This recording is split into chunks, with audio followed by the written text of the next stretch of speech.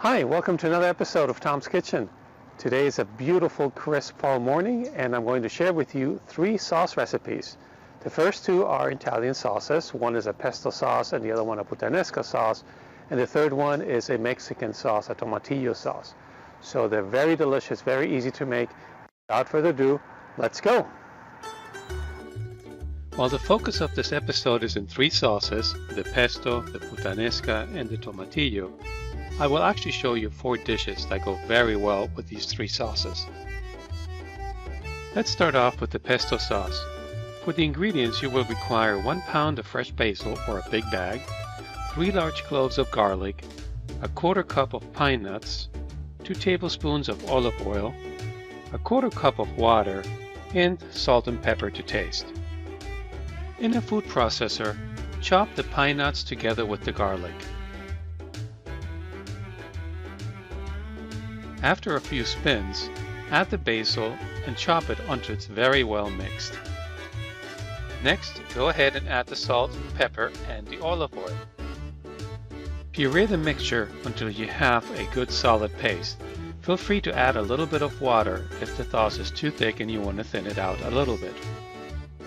After everything is pureed and mixed very well together and you achieve the consistency you wish, you can save the sauce in a small little jar with a lid. You can save it in the refrigerator anywhere from 2 to 3 weeks. When you're ready to use the pesto sauce, just cook your favorite meal and mix the desired quantities. Typically, I like to use about 2 tablespoons per meal. The 2 dishes I prepared for this episode include a pesto fettuccine and chicken.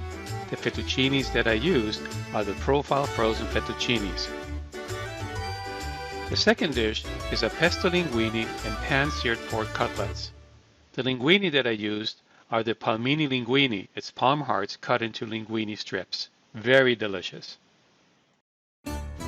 Next up is the puttanesca sauce. In compared to the pesto sauce, the puttanesca sauce must be eaten the moment it is made. The ingredients of the puttanesca sauce include 4 drained and rinsed anchovies, 5 pitted Kalamata olives, 2 tablespoons of rinsed capers, 1/3 cup of chopped tomato, red chili pepper flakes to taste, and salt and pepper. To prepare the puttanesca sauce, begin by sautéing your favorite protein, which could be chicken, pork loins, or pork cutlets. Make sure you add the 1 tablespoon of oil into the skillet, heat it well, and then sear or sauté your protein. After your protein is cooked, remove it from the skillet and set it aside. Add the garlic and pepper flakes to the skillet and sauté them for about 1 minute. Next, add the Kalamata olives and capers and mix very well. Then add the tomatoes and anchovies and mix and sauté for another 3 minutes. Now that the sauce is ready, go ahead and boil the pasta until al dente. Then add the cooked pasta to the puttanesca sauce and mix very well over a medium heat. Finally, take your pasta and plate it, reheat your protein, add it to the pasta plate, and then sit down and enjoy. Bon appetit! So what do you think? You're going to give that pesto and that puttanesca sauce a try? Obviously, it goes with pasta. And with that pasta, you can have chicken, you can have pork cutlets. Next up is my tomatillo sauce. This year I actually planted my own tomatillos. The variety is like a cherry tomato, so they're smaller than the ones you buy at the store. And let's go and see how that's made. So without further ado, let's go. The third sauce for this episode is the tomatillo sauce.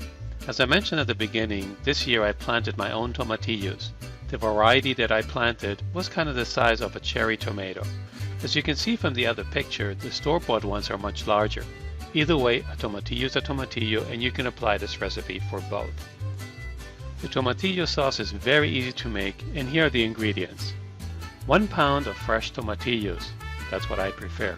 If you happen to use the canned ones, make sure you rinse them well before use. You will also need a large clove of garlic and then salt and pepper to taste. To prepare the tomatillos for the sauce, start by peeling off the husk around the tomatillos and wash them well. Spray a cookie sheet with Pam and then cut the tomatillos in halves and distribute them on the cookie sheet. Cut off the tips of the garlic and also place it on the cookie sheet where you have the tomatillos. Do not peel the garlic.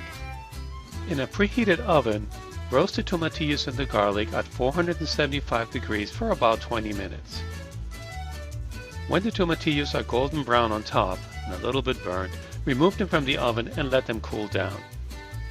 Peel the garlic and next place the roasted tomatillos and the garlic in a food processor.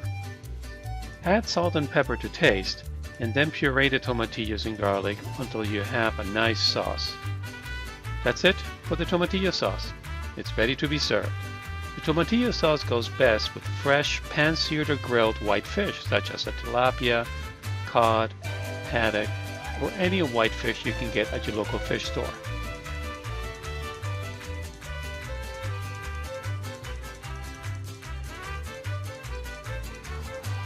So that's it for today's episode. I hope you like those 3 recipes. Again, sauces are pretty easy to make. They're very delicious. They're very healthy. So that's it for today, and I'll see you next time. Take care. Bye-bye.